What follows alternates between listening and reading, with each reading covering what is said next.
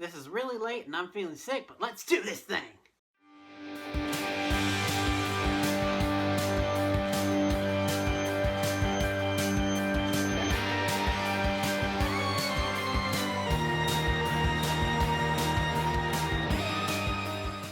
Greetings, geeks and geekeralls. It is me, I'm back for Harley Quinn! Latest episode. This show just continues to get better and better. But without further ado, spoiler alert, if you guys haven't seen the episode, go watch it, then come back and tell me what you think in the comments down below. Harley and subsequently Ivy, is looking for a new lair. They go to this massive volcano. They're like, no. Gives me a lot of vibes of the Monarchs hideout. I don't know if that was intentional or not. They got an iced over place, iced over castle, underground sewer lines. Well, not sewer lines, but tunnels.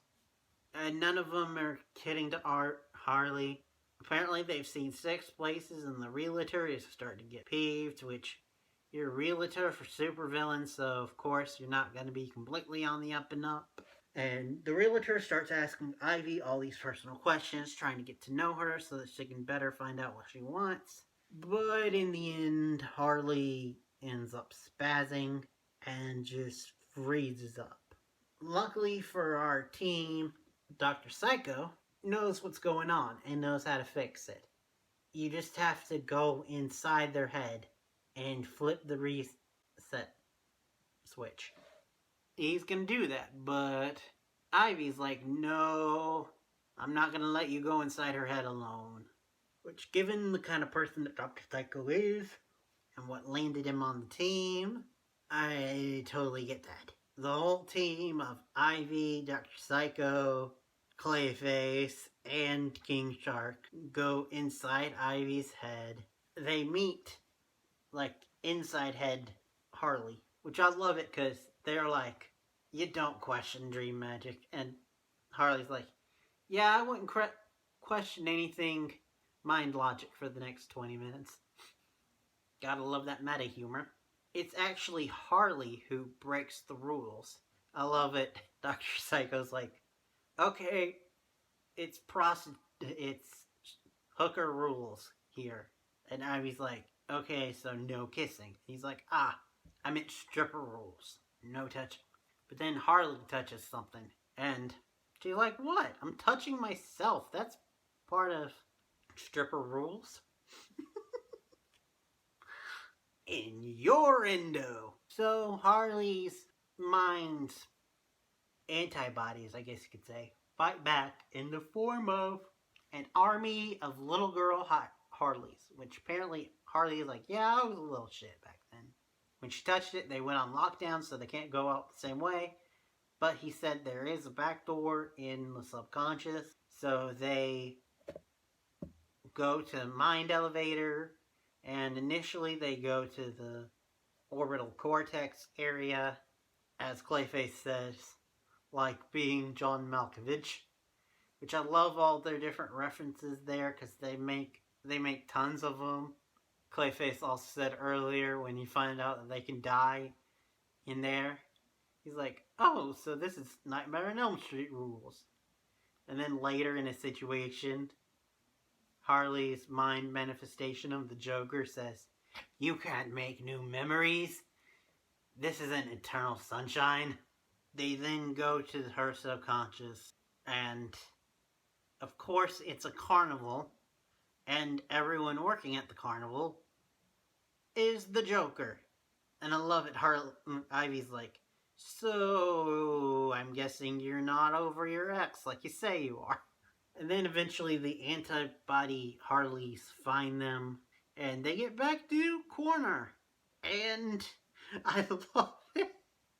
Clayface is like, we could really use a Deus Ex Machina right now.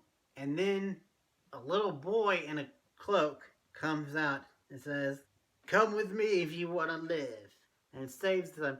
And King Shark is like, sorry you didn't get your Machina thing, but that guy came in at the right time. And so they follow him and he takes off his hood.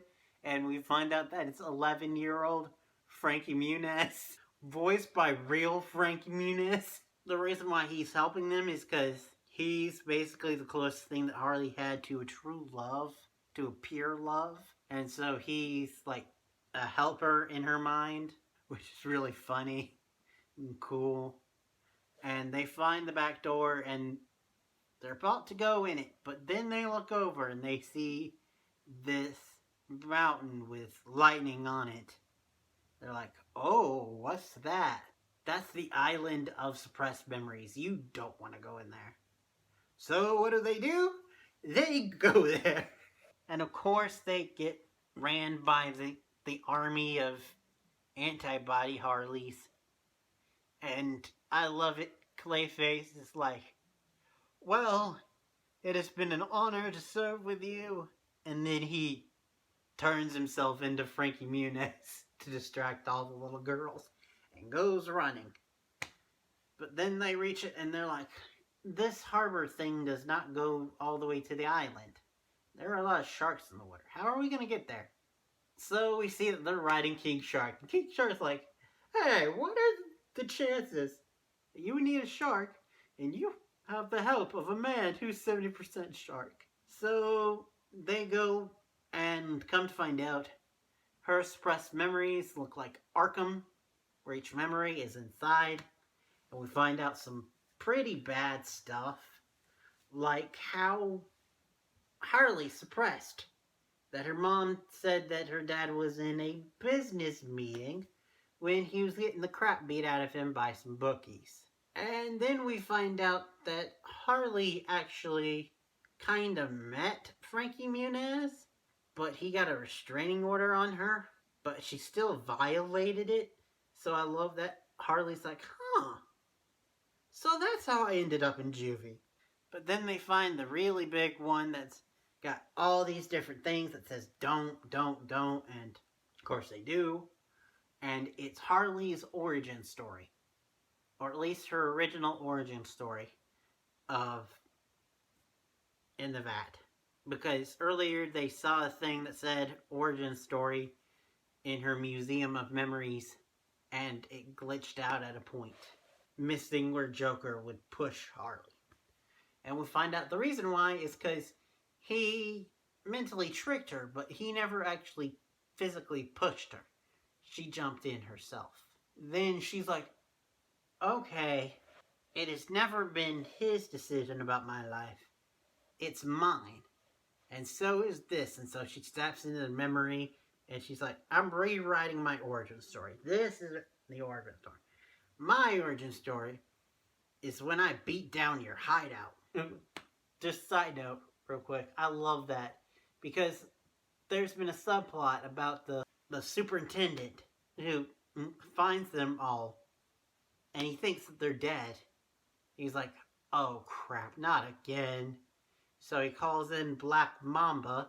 Come to find out he's a former spy. And so he calls in a former spy buddy to dispose of the bodies. And I love that though, because when they're seeing through his eyes, they're like, maybe the building could be hit by some Jewish lightning. And King Shark's like, what's Jewish lightning? And it's like, maybe that's Black Lightning's Israeli cousin. But anyway, so they have to dispose of the bodies. So they're going to dispose of them in this pizza oven in a torn down mall. And right as they're about to go back into the real world, they're all hugging each other because Clayface returns. And so they're all hugging each other. And then Clayface's like, I'm hot. And they all back away like, ugh. No, my phallus has not become erect. I'm literally getting hard. And they're like, oh, the fire. Yeah, we should go do something about that. So they wake up. And they decide to use the mall as their new hideout. And that the superintendent will come on a couple missions with them. And that's the episode. Freaking loved it. Best episode so far. I know I keep saying that, but it always seems to be true. Only thing that would have made it better is Kite Man. Hell yeah. And or Jim Gordon, but we're apparently getting a whole episode about Jim Gordon next week, so that'll be awesome. Thank you guys for watching. Next time you see me will be for, oh yeah, old favorite on this channel, the show that started it all, Doctor Who. Their New Year's special. New Year's Day. But anyway, thank you guys for watching. Hope you had great holidays. If you celebrated anything, whether it be Hanukkah, Kwanzaa, Christmas, Festivus, anything, or you just had a good December. That's all from here. Again, thank you guys for watching. Till next time, and beyond. This is my last video of the year. See you next year, motherfucker.